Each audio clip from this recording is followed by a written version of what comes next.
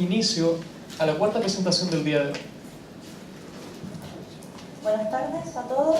Primero que todo quiero dar las gracias por su interés en nuestra presentación, que se titula ¿Se puede enseñar inglés como lengua extranjera a un estudiante con problemas en su lengua materna?, que es básicamente estrategia de enseñanza de ILE a un niño que tiene el trastorno específico del lenguaje. Yo les voy a contar un poco el contexto de esta investigación y la problemática, y luego les voy a contar un poco de algunos antecedentes teóricos. Posteriormente, Felipe, que es profesor de inglés titulado de la Universidad Católica del Norte y quien realizó esta investigación, les va a contar un poco de los detalles de esta intervención. Bueno, esta investigación surge en la Escuela de Inglés de la Universidad Católica del Norte, en Antofagasta, y debo mencionar que la malla antigua, la malla en la cual estudió Felipe, no tiene cursos orientados a la enseñanza con alumnos con necesidades educativas especiales. Solamente tiene cursos orientados al área disciplinaria y de educación. Y entonces surgió como una inquietud de los propios estudiantes en el contexto del curso seminario de investigación, en el trabajo de titulación, trabajar en esta temática. Entonces nosotros somos de inglés y nuestros alumnos interesados en trabajar con alumnos con necesidades educativas especiales, en particular el trastorno específico del lenguaje, TED. ¿Por qué se motivaron en trabajar con este tema? Principalmente porque hay un aumento de estudiantes con necesidades educativas especiales en el sistema escolar, dado que está el programa PIE, que permite que sienta las bases para el trabajo con estudiantes con diversas necesidades en el aula. También un aumento de niños con TEL en la clase de inglés, no porque haya más niños con TEL, sino que porque ahora se enseña inglés desde más pequeños, junto con la incorporación de las bases curriculares. Cada vez los colegios están enseñando inglés a más temprana edad, lo que provoca que en la clase de inglés, especialmente el primero básico, haya estudiantes con este trastorno y el profesor que tenga que trabajar con este tipo de chicos. Sí, aunque el PIE permite que hay recomendaciones de profesionales para el trabajo con los docentes, en algunos casos la clase de inglés o la hora de inglés se usa para sacar al niño con TEL con el profesional, el audiólogo o quien sea que está estudiando con el chico, para ayudarlo a reforzar el español, lenguaje o matemáticas o cualquier otra asignatura, y la clase de inglés se deja un poco de lado.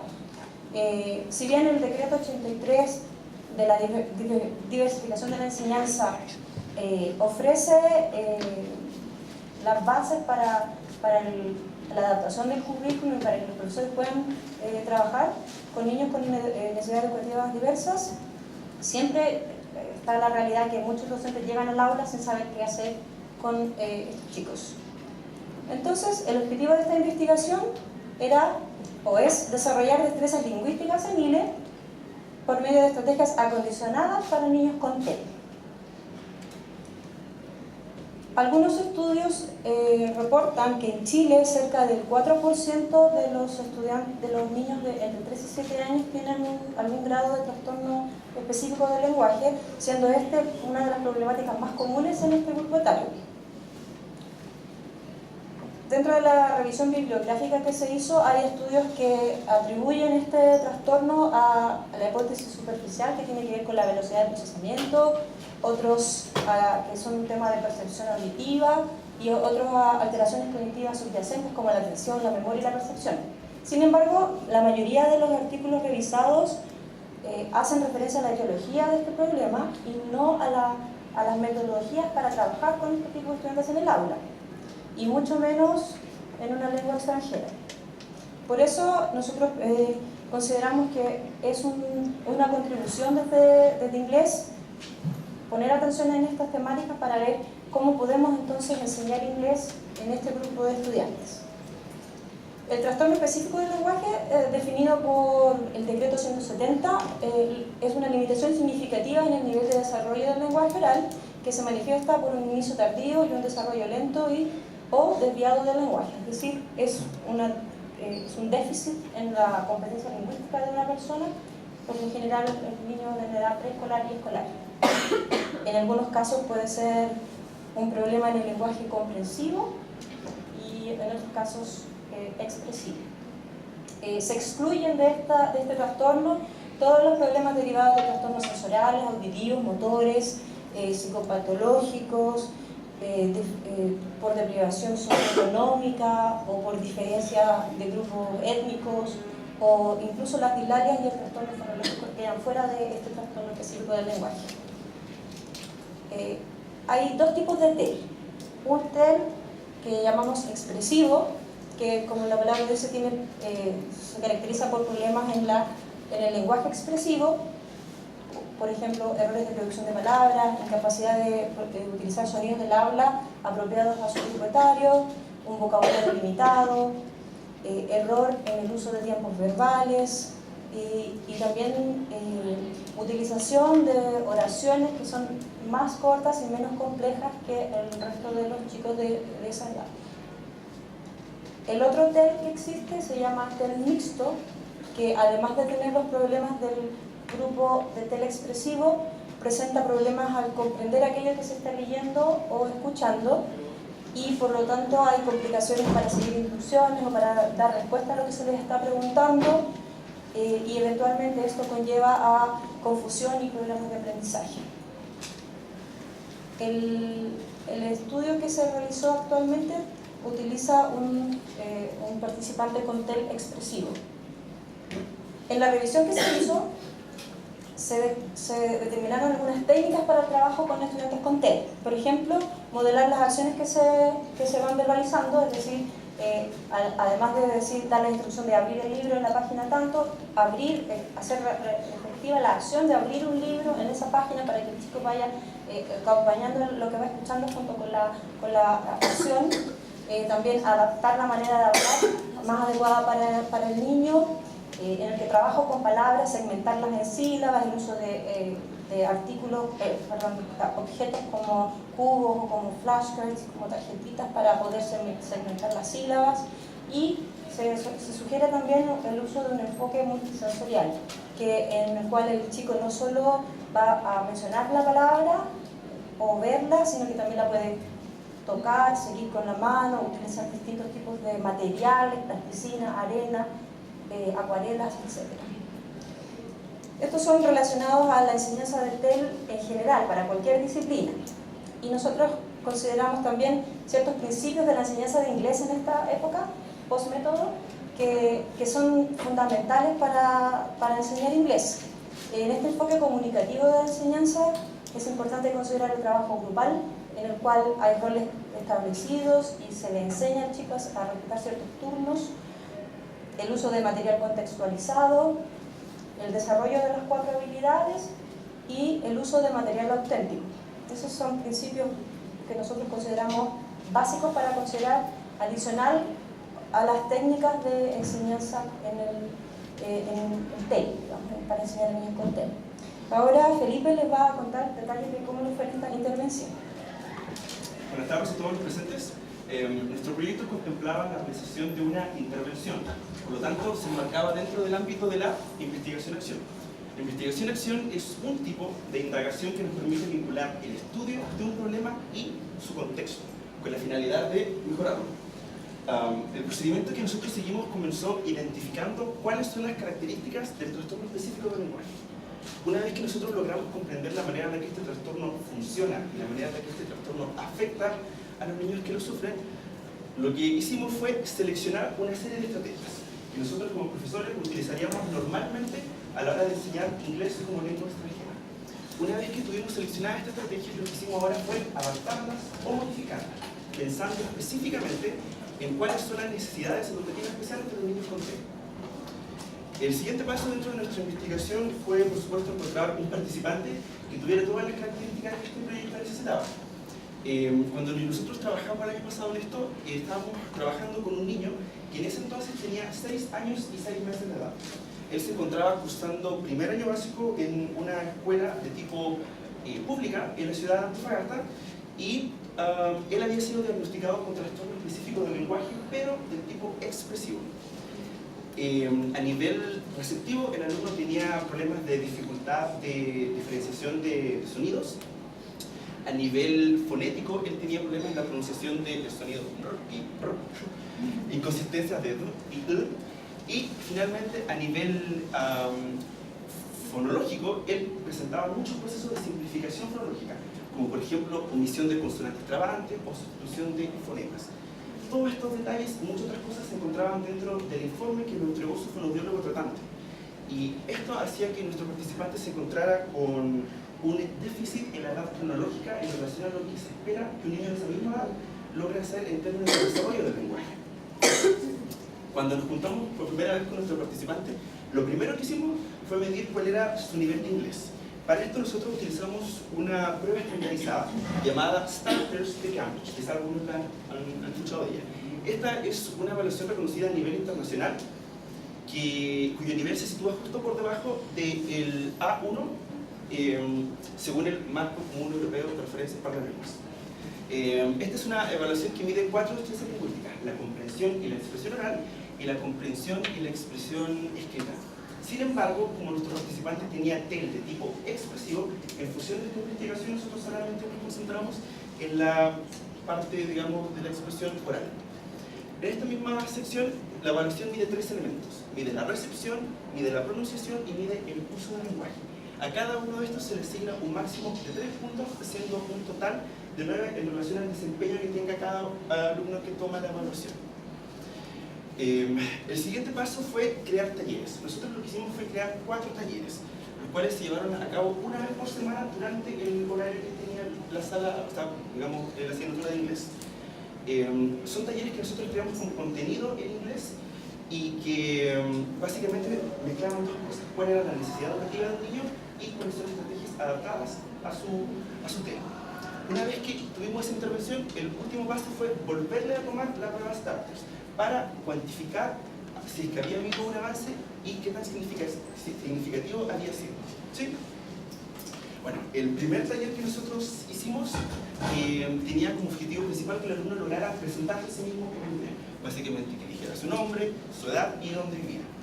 Esto fue basado en una corriente llamada modeling, que consta básicamente de que el alumno tiene un modelo o figura de referencia que él va mostrándole paso a paso cómo ejecutar una acción y el alumno lo va observando cuidadosamente con el fin de que él pueda replicarlo eventualmente. El segundo taller tenía un enfoque multisensorial. La idea era crear una experiencia que fuera simultáneamente visual, auditiva y táctil. Entonces aquí le enseñamos ahora los colores. Le pedimos que él hiciera con plasticina cada uno de los colores, y como él tenía problemas en el ámbito fonético, por ejemplo para la palabra red, le pedíamos que pasara el dedo encima de la R emitiendo sonido porque tenía dificultad para pronunciar.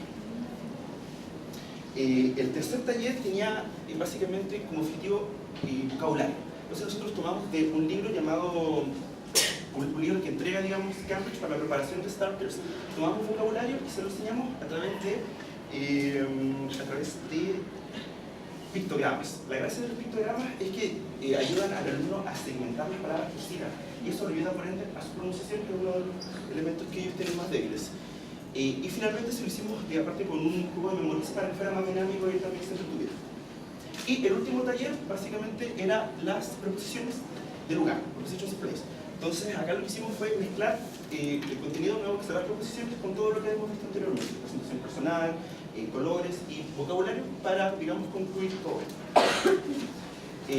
Ahora, nosotros queremos mostrar 2 extractos de audio de la primera vez que tomamos la evaluación de Starters y la última vez después de la intervención, para antes de analizar los resultados ustedes mismos vean cuál fue el avance. What's your name? Your name?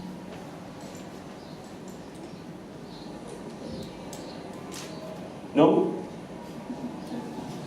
Okay, how old are you? No? Now I want you to show me where is the flower. The flower in here. Good, this is the flower, okay? Could you tell me what color is this hat? The color. The color. Do you know the colors? No? Ya vamos a escuchar el extracto de la segunda vez que tomamos la prueba, pero ahora después de la intervención. Okay. What's your name? Good. And how old are you? 6 years old, okay. Now I want you to take the flashcard with the hat. Yes, that's the hat. That's the hat. What color is that hat? Color? Yellow. Yellow, very good. Now what we're going to do is that I'm going to point at one of these and you're going to tell me the name in English, okay? Flower. Flower, very good. Watermelon. Watermelon, yes. Hat, very good. Dog. Very good, yeah. Now we're done. Se nota la diferencia, ¿verdad?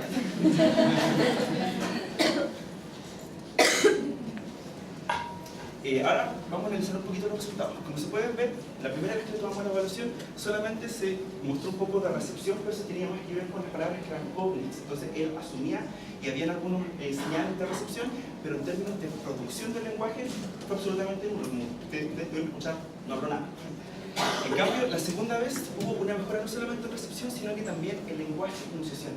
Y esto es de vital importancia, ya que nuestra investigación se centraba en que él se pudiera expresar de forma oral. Es importante recalcar que el alumno fue penalizado en términos de pronunciación, porque por ejemplo, en vez de decir red, él decía death, lo cual abre puerta para que nosotros pensemos si corresponde o no que se sancione dentro de la sala de clases a un alumno que tiene una necesidad educativa especial. Y bueno, a modo de conclusión, podemos decir que sí se puede enseñar inglés como lengua extranjera a un niño con un trastorno específico de lenguaje. Solamente hay que tener en consideración dos elementos.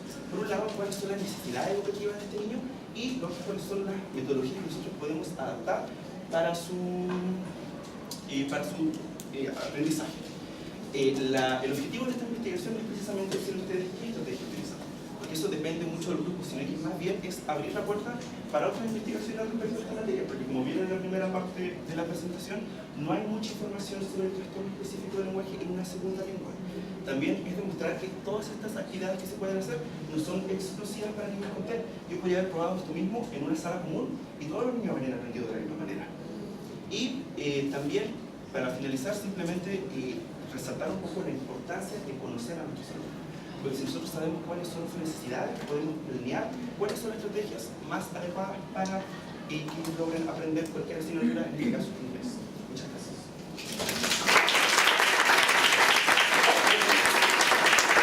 Bien, habiendo concluido la cuarta presentación del día de hoy, contamos con 10 minutos para realizar las preguntas correspondientes.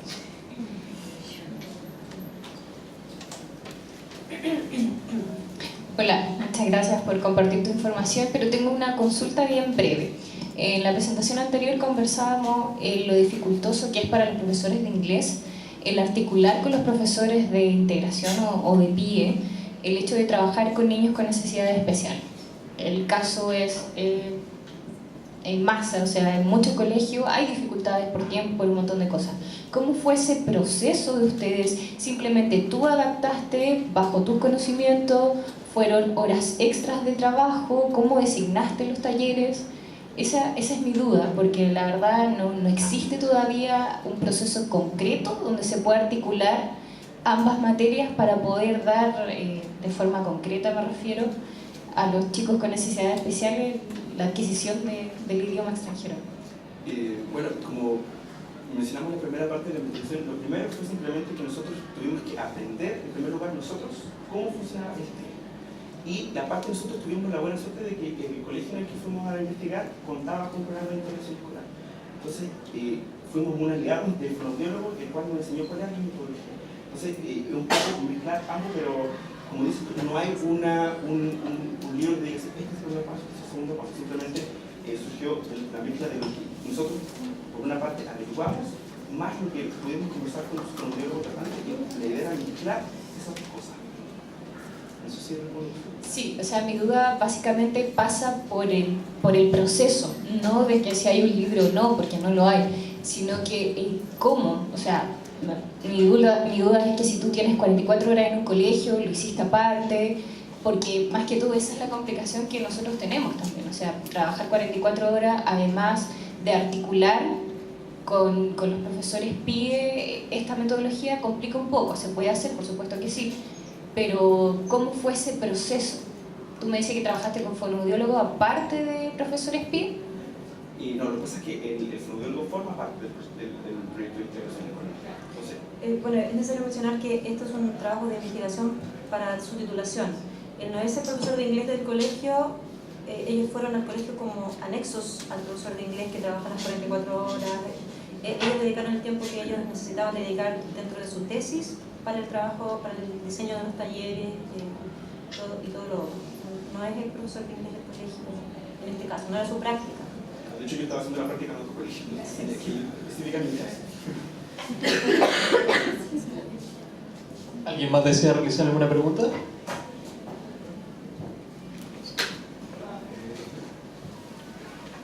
Bueno, quizás es un poco evidente, pero ¿qué rol podrían asignar ustedes al componente socioafectivo en todo este trabajo? Porque supongo que trabajar con un solo estudiante les dio la posibilidad de conocerlo más. ¿Qué rol creen que desempeñó en esto? ¿El rol, perdón? ¿Qué rol desempeñó todo el componente socioafectivo en este tipo de intervención o el trabajo que hicieron con este niño? Porque supongo que tuvo influencia. Su autoestima o... Claro, en realidad él era un alumno. En general existe el cliché de que todos los alumnos con necesidades educativas especiales, y quizás es súper malo que lo diga particular, es como el cacho para el colegio y para el profesor. Entonces, como que él, pese a que iba en primero básico, él lo tenía clarito. Él sabía que era el alumno que el profesor no quería trabajar. Entonces, al menos por mi parte, que en esa época aún no estaba egresado, la única manera en la que yo lo veía es como yo tengo que demostrarle que él se puede aprender, porque el hecho de que tenga una necesidad educativa, que en este caso es de tipo transitoria, no lo hace diferente. Por eso lo importante de esta investigación era precisamente que todas las cosas que hicimos acá no son exclusivas para niños con alguna necesidad educativa, sino que se pueden aplicar a cualquier alumno. Entonces, por mi parte, yo creo que tiene que ver con el hecho de decirle, de hacerle entender al alumno que primero está en un lugar seguro para que él pueda aprender, que se equivoca, no importa, que yo no lo voy a poner una nota final. Quizás las estrategias que nosotros podemos haber utilizado no funcionaron, quizás. Y eso no hubiese significado nada, sino que simplemente el hecho de que no fue la correcta.